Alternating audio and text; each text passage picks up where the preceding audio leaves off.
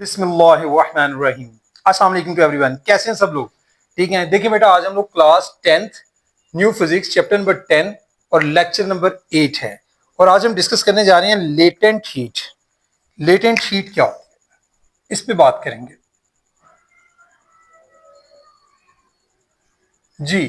Latent heat basically ये energy होती है, एनर्जी की फॉर्म है, और ये इतनी एनर्जी होती है कि जो रिक्वायर्ड होती है किसी भी, मतलब समझ लें कि सब्सटेंस को उसकी स्टेट चेंज करने के लिए जो एनर्जी रिक्वायर्ड होती है वो लेटेंट हीट होती है। और टेम्परेचर जो है उस वक्त चेंज नहीं होता, मतलब विदाउट चेंजिंग टेम्परेचर, मतलब हीट एनर्जी है। लेटेंट हीट बेसिकली क्या है?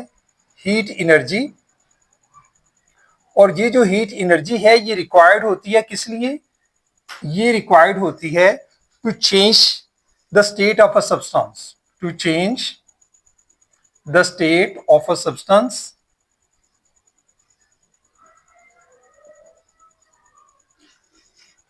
Without changing temperature. Temperature change नहीं होगा, टेम्परेचर वही रहेगा, ठीक है, विदाउट चेंजिंग टेम्परेचर। तो इसको हम नाम देते हैं लेटेंट हीट। अब लेटेंट हीट जो है बेसिकली यहां पर अगर हम बात करें तो लेटेंट हीट जो है हमारी इन्वॉल्व होती है दो तरह से। देखिए मैंने क्या बोला, change the state of a substance. अगर ये जो सब्सटेंस है उसकी स्टेट जो है वो सॉलिड है, अगर हम सॉलिड टू लिक्विड उसको चेंज करते हैं तो इसको फिर हम बोलेंगे लेटेंट हीट ऑफ फ्यूजन। यानी यहीं से हम लेटेंट हीट ऑफ फ्यूजन को समझेंगे। लेटेंट हीट ऑफ फ्यूजन, उसकी डेफिनेशन क्या होगी भाई? कि भाई heat energy required to change the, जहां लिखे हमने स्टेट ऑफ सब्सटेंस, मतलब वो जो स्टेट ऑफ सब्सटेंस है उसमें हमने बताना है कि सॉलिड स्टेट्स इनटू लिक्विड। ठीक है, सॉलिड को हम किस में कन्वर्ट कर रहे हैं? लिक्विड स्टेट में विदाउट चेंजिंग टेम्परेचर। और यानी लेटेंट हीट ऑफ फ्यूजन सादा लफ्जों में हमारी जो है वो क्या होगी? Latent latent heat of fusion क्या है? इज द हीट, और ये वो हीट कौन सी होगी? Heat energy required to convert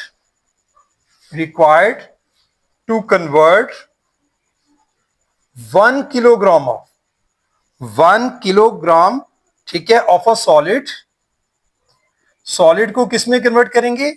solid को कन्वर्ट करेंगे into a liquid, into a liquid. ठीक है, सॉलिड को लिक्विड में कन्वर्ट करेंगे at its melting points, at its melting point. जब सॉलिड को हम कन्वर्ट करते हैं सॉलिड से लिक्विड में, उसके लिए हमें जितनी लेटेंट हीट रिक्वायर्ड होती है वो लेटेंट हीट क्या कहलाती है? Latent heat of fusion. लेकिन यहां पर जो आपका होगा temperature, while keeping temperature constant, temperature आपका कांस्टेंट रहेगा, उसमें चेंज नहीं होगी। मेरी बात समझ रही है? देखिए हमने क्या बात की कि लेटेंट हीट ऑफ फ्यूजन क्या है। इस द पहले ऊपर समझ लें कि लेटेंट हीट क्या थी, कि ये एक हीट की फॉर्म एनर्जी है, हीट एनर्जी है, वो रिक्वायर्ड होती है किसके लिए? यूज होती है change the state of substance without changing temperature. Temperature change किए बगैर हम लोग किसी भी सब्सटेंस की स्टेट को चेंज कर सकते हैं। उसके लिए जो हमें हीट रिक्वायर्ड होती है उसको नाम देते हैं लेटेंट हीट। अब लेटेंट हीट दो तरह की है, लेटेंट हीट ऑफ फ्यूजन है और लेटेंट हीट ऑफ वेपराइजेशन है। पहले हम बात कर रहे हैं latent heat of fusion.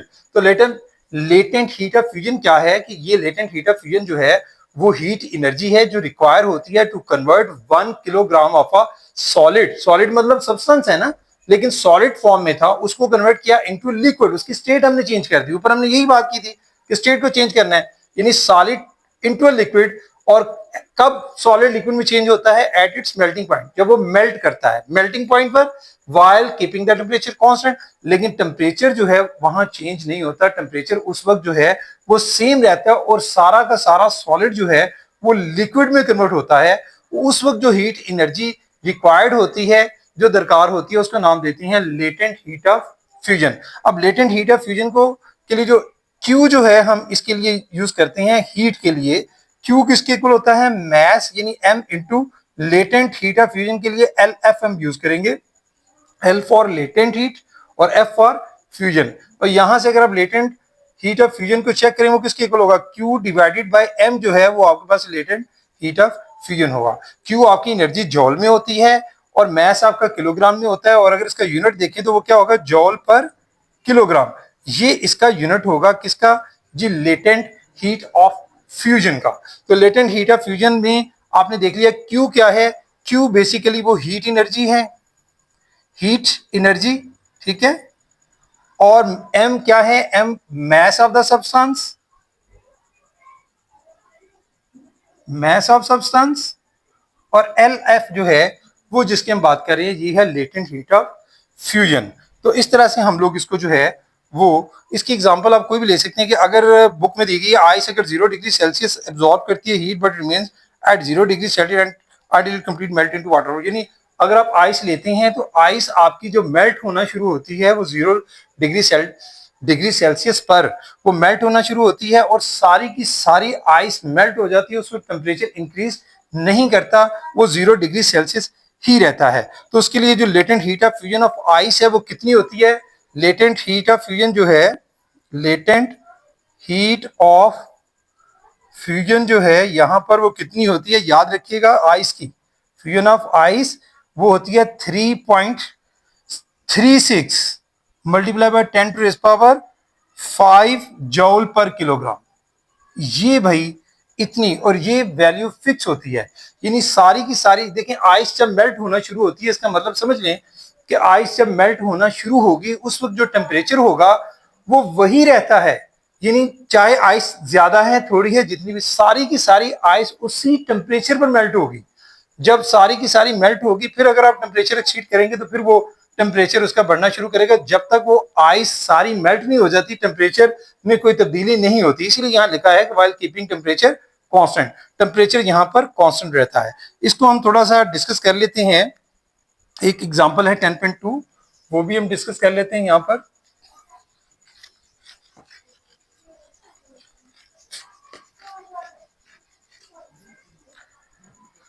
Example है जी 10.2,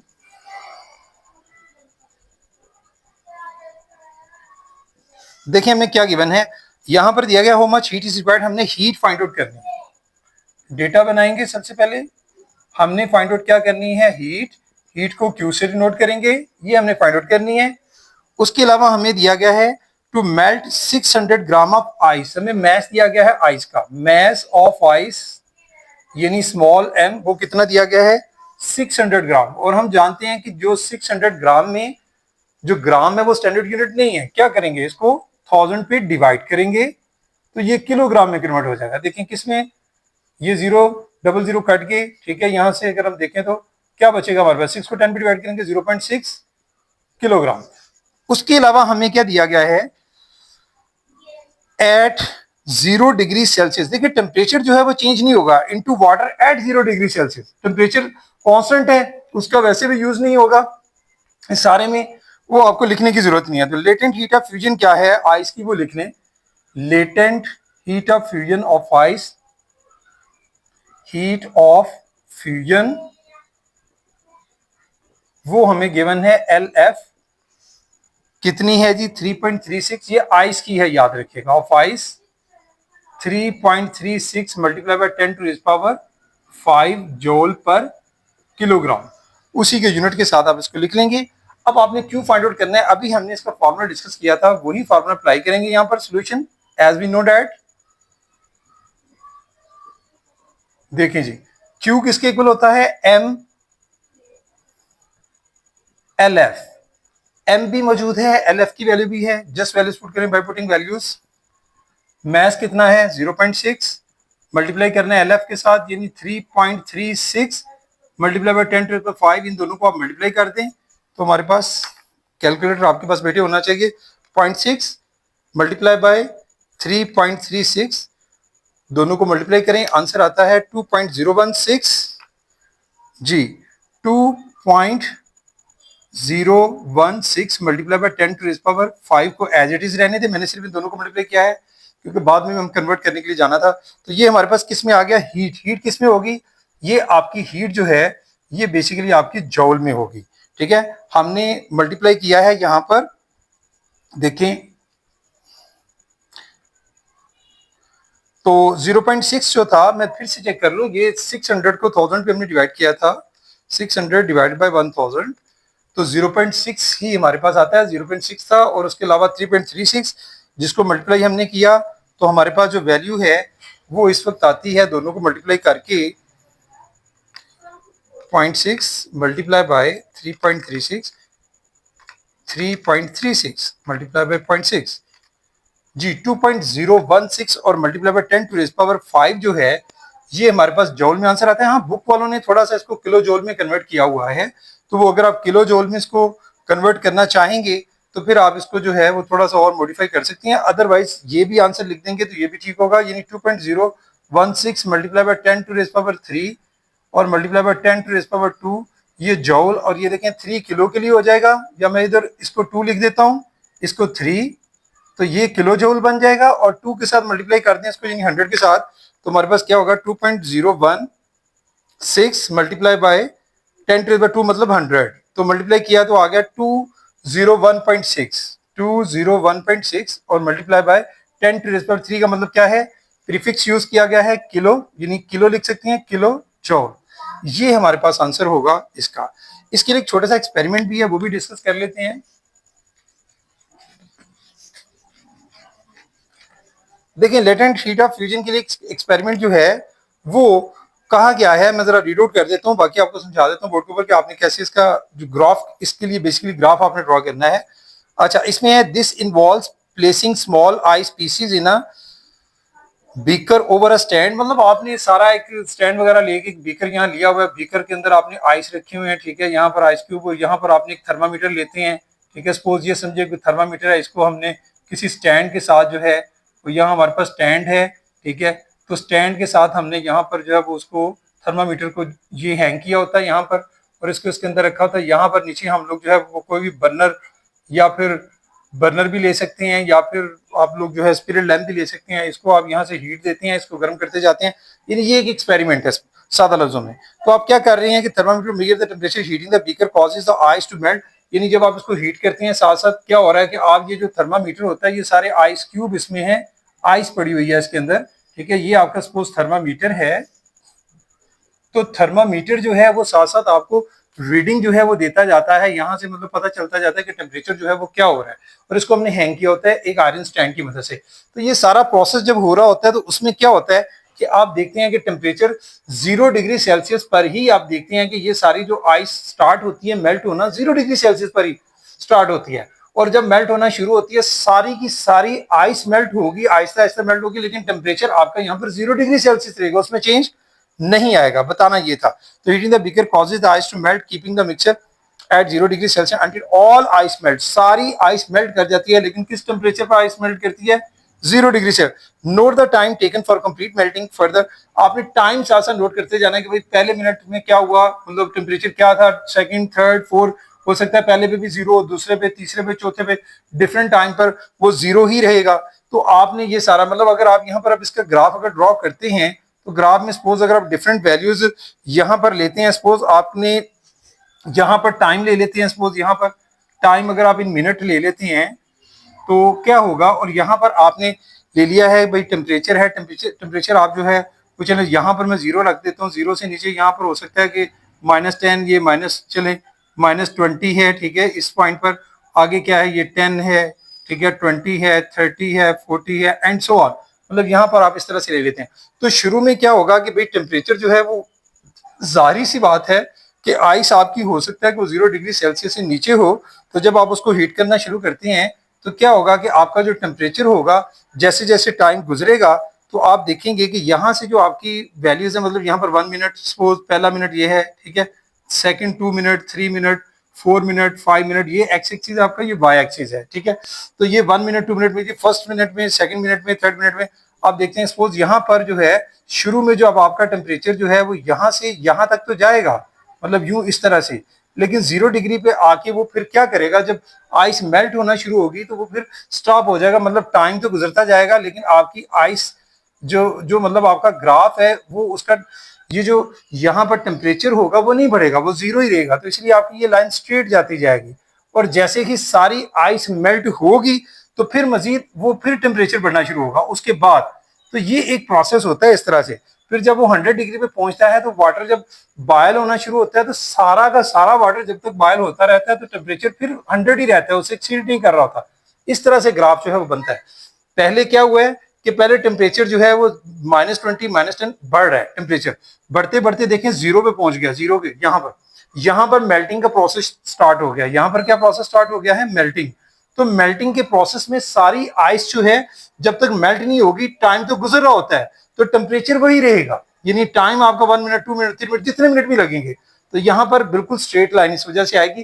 फिर सारी आइस मेल्ट होने के बाद जब वो मजीद टेम्परेचर बढ़ेगा, मेल्ट होने के बाद जब वाटर हीटअप होना शुरू होगा फिर टेम्परेचर आहिस्ता आहिस्ता इस तरह से एक्सीड करता चला जाता है। और एक टाइम यहाँ पर जो बॉइलिंग पॉइंट होता है, जहां पर वो बॉयल होना शुरू हो जाता है तो बॉइलिंग पर क्या होता है कि फिर से यहाँ पर टेम्परेचर जो होता है वो फिर सस्टेन कर जाता है, टेम्परेचर नहीं बढ़ रहा होता, सारा का सारा वाटर जो है वो वाटर वेपर्स में कन्वर्ट होगा, ठीक है, बॉइलिंग में कन्वर्ट होगा, स्टीम में कन्वर्ट होगा और उस वक्त फिर ये स्ट्रेट लाइन यानी टाइम गुजरता जाएगा और वाटर जो है वो बॉयल होता रहेगा और टेम्परेचर 100 डिग्री सेल्सियस पर अगर बॉयल होता है तो 100 डिग्री सेल्सियस पर ही रहेगा उस वक्त।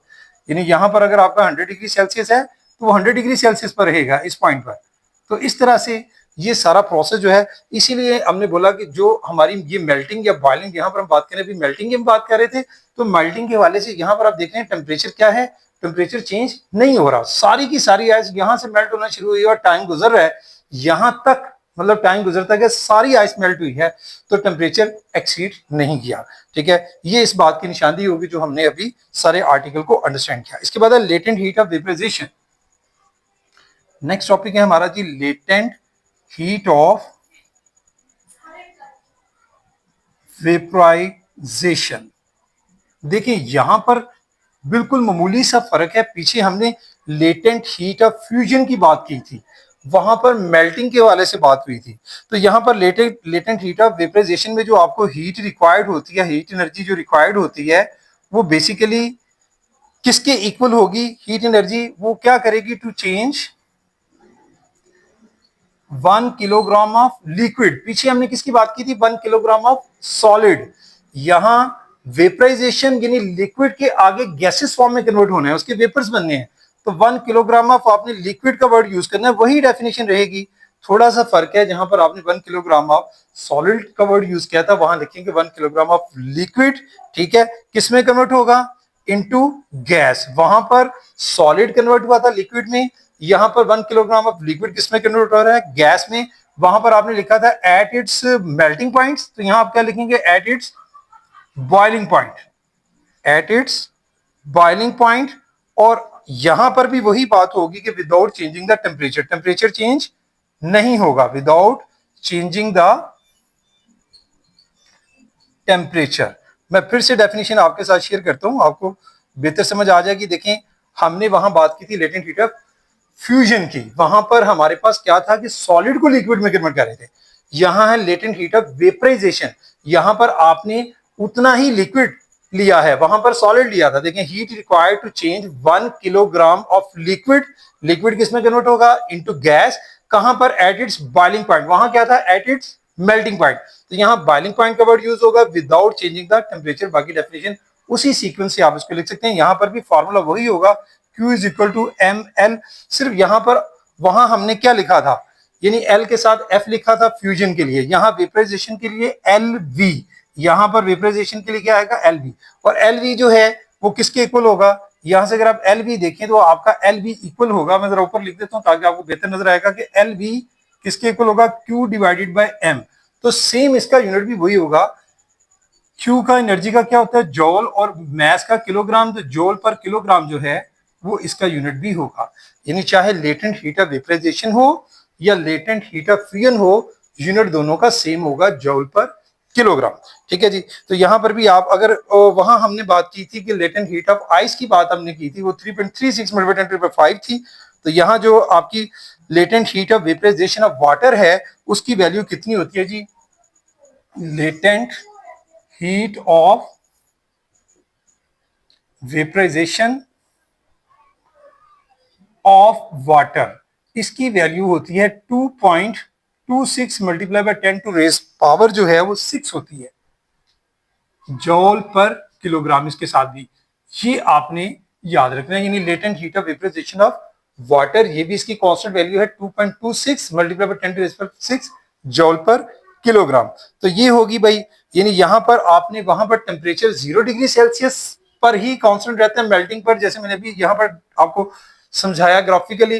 तो यहाँ ये बॉइलिंग पॉइंट पे जहां से बॉइलिंग स्टार्ट होगी तो यहाँ पर टेम्परेचर देखिए स्ट्रेट लाइन फिर से देख रहे हैं, बिल्कुल इसी तरह स्ट्रेट लाइन रहेगी, यानी वाटर बॉइल, सारा वाटर स्टीम में कन्वर्ट होगा। जैसे स्टार्ट होगा, बॉइलिंग स्टार्ट होगी, तब टेम्परेचर 100 डिग्री सेल्सियस होगा, यानी 100 डिग्री सेल्सियस टेम्परेचर जो है वो कांस्टेंट, वहां 0 डिग्री सेल्सियस कांस्टेंट था, यहाँ 100 डिग्री सेल्सियस टेम्परेचर कांस्टेंट होगा, ये चेंज नहीं होगा। और सारी की सारा जो आपका लिक्विड होगा 1 किलोग्राम वो सारा का सारा वेपर्स में कन्वर्ट हो जाएगा, यानी स्टीम में कन्वर्ट हो जाएगा लिक्विड। तो वहां पर टेम्परेचर में चेंज, यहां भी टेम्परेचर में चेंज नहीं, वहां भी टेम्परेचर में चेंज नहीं थी, सेम टेम्परेचर, वहां 0 डिग्री सेल्सियस था यहाँ पर जब मेल्टिंग का प्रोसेस स्टार्ट हुआ, और बॉइलिंग में 100 डिग्री सेल्सियस। तो ये था भाई topic latent heat of vaporisation का, ठीक है। इसमें आपने बस इतना याद रखना है कि भाई LV से हम लेटेंट हीट ऑफ वेपराइजेशन को LV से, और पीछे हमने LF से डिनोट किया था लेटेंट हीट ऑफ फ्यूजन को।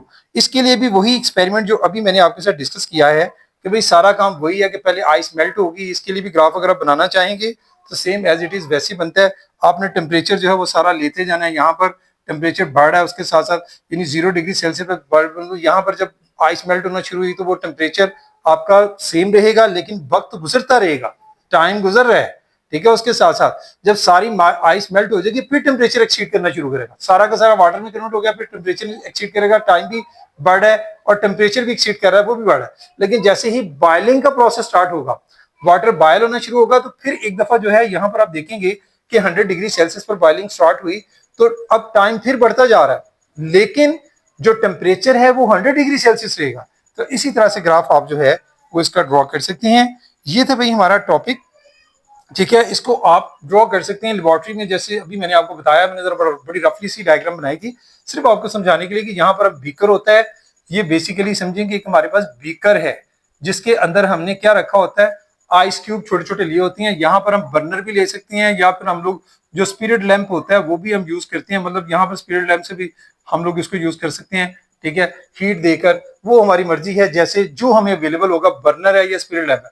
लेकिन यहाँ जो ये आपका जो आयरन स्टैंड होता है, आयरन स्टैंड बेसिकली इसके साथ हमने हैंग किया होता है थर्मामीटर को, ये आपका थर्मामीटर है। और थर्मामीटर को आपने आइस के अंदर इस तरह से हैंग किया होता है, यहाँ से आपने मतलब धागे की मदद से इसको बांध सकते हैं, या किसी और मदद से भी आप इसको रबर के साथ भी यहाँ से अटैच करके ऊपर लूप बनाकर भी धागे से इसको हैंग कर सकते हैं। इसको आपने हैंग किया होता है, इसके अंदर बीकर के अंदर आइस के अंदर होना चाहिए, इसका जो बल्ब है या नीचे वाला जो पार्ट है वो इसके अंदर होना चाहिए। जब आप हीट अप करते हैं तो यहाँ से टेम्परेचर हमें आहिस्ता आहिस्ता मिलता जाता है, जैसे जैसे आप उसका कुछ भी टेम्परेचर होगा, जैसे आपने देखा -20 में भी था, वो करते करते 0 पे आके वो स्टॉप कर देगा जब वो मेल्ट होना शुरू होगी। तो ये सारा कुछ आप देख रहे होते हैं लेबोरेटरी में, सारा कुछ नोट कर रहे होते हैं, ठीक है। तो ये था भाई आपका टॉपिक, बेसिकली ये टॉपिक एक इंपॉर्टेंट टॉपिक है, इसको आपने पहले अंडरस्टैंडिंग की तरफ जाना होता है हमेशा। जब आप उसको अंडरस्टैंड कर लें, जब आपको समझ आ जाए क्या करना है, देन आप उसको लर्निंग पॉइंट ऑफ व्यू से उसको देखते हैं। तो बेटे आज के लिए इतना ही, थैंक यू वेरी मच, अस्सलाम वालेकुम।